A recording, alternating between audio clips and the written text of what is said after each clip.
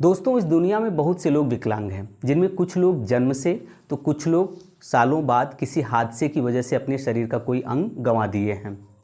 इनमें से कुछ लोग ऐसे हैं जो अपने आप को लाचार मान लेते हैं और एक गुमनाम जिंदगी गुजारते हैं, लेकिन कुछ ऐसे लोग हैं जिनको विकलांगता से कोई फर्क नहीं पड़ता और अपने कारनामों से फिजिकली फिट लोगों को भी पानी भरने पर मजबूर कर देते हैं। आज की वीडियो में हम ऐसे ही 5 लोगों के बारे में बात करेंगे जो विकलांग होते हुए भी अपनी सफलता की कहानी खुद से लिखी है। और अगर हमारे चैनल पर नए हैं तो चैनल को सब्सक्राइब करके बेल आइकॉन जरूर दबा दीजिएगा ताकि आपको हमारी वीडियोस की नोटिफिकेशंस मिलती रहें। तो पहली कहानी है अरुणिमा सिन्हा की, जिनको कुछ लुटेरों ने उनकी सोने की चेन लूटने के चक्कर में रात में चलती ट्रेन से बाहर फेंक दिया और दूसरी तरफ से आ रही ट्रेन से टकराकर उनकी एक टांग कट गई। रात भर वो ट्रैक पर बेहोश पड़ी रही। सुबह लोगों ने उनको हॉस्पिटल पहुंचाया, जहां पर उनका इलाज हुआ और इधर मीडिया वालों ने बिना कुछ जाने सुने उन पर आत्महत्या के प्रयास का आरोप लगा दिया। इन सब बकवासों से वो परेशान हो गई, लेकिन खुद को सही और मीडिया को गलत साबित करने के लिए हॉस्पिटल से डिस्चार्ज होने के बाद घर न जाकर सीधे ट्रेनिंग सेंटर पहुंची। पैर का एक घाव ठीक न होने के बावजूद ट्रेनिंग करती रहीं और अपने बैच की और विश्व की पहली विकलांग लड़की बनी जो एक ही टांग पर विश्व की सबसे ऊंची पहाड़ी माउंट एवरेस्ट पर चढ़कर दुनिया को बता दिया कि वो इतनी भी कमज़ोर नहीं है कि आत्महत्या कर लें। तो जब तक आपका हौसला विकलांग नहीं हुआ है तब तक आपको सफल होने से कोई माई का लाल रोक नहीं सकता, लेकिन अगर आप हौसला हार चुके हैं तो राम ही जाने आपका क्या होगा। दूसरी कहानी है अवनी लेखरा की। अवनी का जन्म 8 नवंबर 2001 को राजस्थान में हुआ। 12 साल की उम्र में एक कार एक्सीडेंट में इन्हें रीढ़ की हड्डी में चोट आई, जिसकी वजह से ये कभी चल नहीं पाई।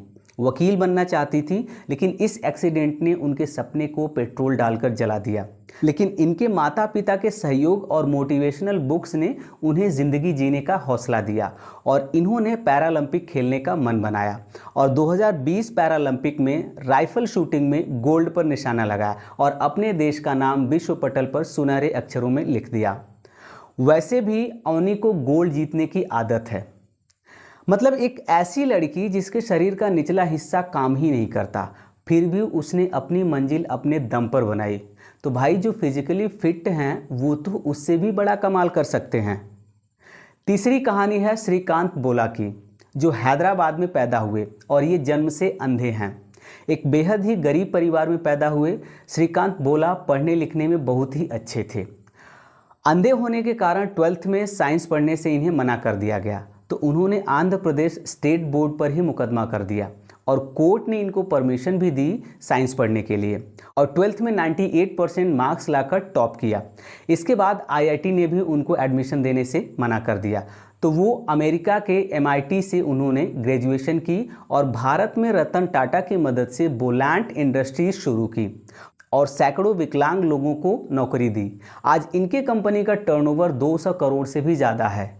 जो आदमी जन्म से अंधा है उसने न सिर्फ एक अच्छा मुकाम हासिल किया बल्कि सैकड़ों घरों में चूल्हे जलाने का एक जरिया भी बन गया है और लोगों को रोजगार भी दे रखा है। चौथी कहानी है भरतनाट्यम स्पेशलिस्ट सुधा चंद्रन की। सुधा चंद्रन 3 साल की उम्र से ही भरतनाट्यम सीखने लगी थी और एक एक्सपर्ट के रूप में उभरने लगी थी, लेकिन 15 साल की उम्र में इनके साथ एक हादसा हुआ और उस हादसे में उन्होंने भी अपना एक पैर गंवा दिया, लेकिन फिर भी उन्होंने हार नहीं मानी। लोगों के ताने देने के बाद कि अब डांस इसके बस की नहीं है, उन्होंने अपनी मेहनत के दम पर एक नकली टांग के बावजूद भरतनाट्यम की एक फेमस डांसर बनी। उन्होंने 7 से ज़्यादा रियलिटी शो जज किया है, 17 से ज़्यादा टीवी सीरियल्स में काम किया है और 40 से ज़्यादा फिल्मों में भी काम किया है। पांचवी कहानी है रविंद्र जैन की। रविंद्र जैन उत्तर प्रदेश के अलीगढ़ में पैदा हुए और वो भी जन्म से अंधे थे। ब्लाइंड स्कूल से स्कूलिंग कंप्लीट की और घर पर ही म्यूजिक की शिक्षा ली। इसके बाद Kolkata as a music teacher job करने चले गए। म्यूजिक इंडस्ट्री में जगह बनाने के लिए 5 रेडियो स्टेशंस में उन्होंने ऑडिशन भी दिया, लेकिन फेल रहे। इसके बाद उनके गुरु राधे श्याम झुनझुनवाला ने इनको एक फिल्म में as a music director chance दिया, लेकिन अनफॉर्चुनेटली वो फिल्म कंप्लीट नहीं हो पाई। फिर लोरी और कांच का हीरा जैसी फिल्मों में भी इन्होंने म्यूजिक डायरेक्ट किया, लेकिन सफलता नहीं मिली। फिर 1973 में आई सौदागर, जहां से इनका सितारा चमकने लगा और उन्होंने कभी भी पीछे मुड़कर नहीं देखा और इंडस्ट्री के दिग्गज लोगों के साथ काम किया।